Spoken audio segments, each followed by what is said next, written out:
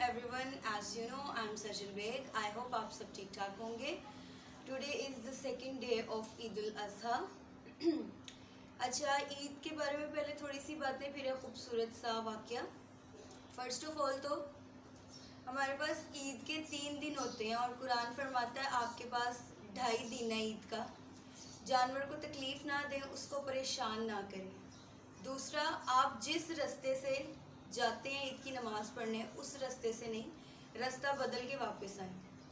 ये क्यों कहा गया? ये इसीलिए कहा गया ताकि आप वो घर देख सकें जो सारा साल आपके मुताबिक कभी आपने उनको गोश्त खाते या ख़रीदते नहीं देखा. हज़रत उमर फ़ारूक रज़ियल्लाहु ताला अन्हा का जब दौर था, उनका दौर खिलाफत था, तो वो क्या करते थे, वो कसाई की दुकान पे भी 2-2, 3-3 घंटे की ड्यूटी करते थे, सिर्फ इसीलिए कि मैं देख सकूं कि कौन से लोग हैं जो रोज़ाना गोश्त खाते हैं. और जो उन्हें मिल जाता था वो उसको पकड़ के अपने घर लेके आते थे और उसको बिठाकर पूछते थे कि तुम मुझे एक बात बताओ, अगर तुम रोज़ाना गोश्त खाओगे, मदीने में गुर्बत है, तो मुझे ये बताओ कि बाकी क्या करेंगे अगर तुम रोज़ाना गोश्त खाने लग जाओगे.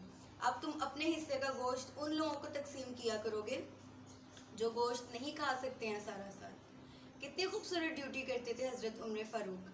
अकीका हो या फिर ईद हो, अपनी फ्रिजें भरने से बेहतर है कि हम किसी का भला कर दें, क्योंकि हम तो डेफिनेटली साहिब हैसियत हैं. ये बात उन लोगों के लिए जो साहिब हैसियत हैं, और ये बात उन लोगों के लिए भी है जो अफोर्ड नहीं कर सकते. वो वाइट कॉलर्स होते हैं, सफ़ेद पोश होते हैं. वो कभी भी आपसे तकाजा नहीं करेंगे खुद आके आपके दरवाजे पे. आप जब ईद की नमाज़ पढ़ के वो घर देखा है तो आपका फ़र्ज़ बनता है कि शॉपर छुपा के उनकी तरफ देख के आएँ. और अगर आप ये काम नहीं कर सकते हैं तो आप उनके दरवाजे के पास रख के आ सकते हैं. इतना तो मेरे ख्याल से उम्मत मुसलमा कर ही सकती है. और फिर एक बात है कि वो अपनी हैसियत से मांगेंगे और आपने अपनी हैसियत से देना है. उसी तरह जिस तरह महमूद गजनवी अपनी हैसियत से देता था. जब एक दिन उसके पास एक शख्स आया और उसने एक छोटी सी डब्बी दी कि मुझे इसमें शहद दे दो, मुझे एक दवाई बनानी है, मेरी जान खतरे में है, तो मुझे इसमें थोड़ा सा शहद चाहिए, बादशाह सलामत से को मुझे इसमें शहद दे दे. जब अयाज आपके पास आया तो उसने कहा कि एक शख्स आया और वो कह रहा है कि मुझे इस डब्बी में थोड़ा सा शहद चाहिए. आप मुस्कुराए, शहद का मौसम नहीं था. आपने फरमाया ये 2 डब्बे शहद के उसे दे दो.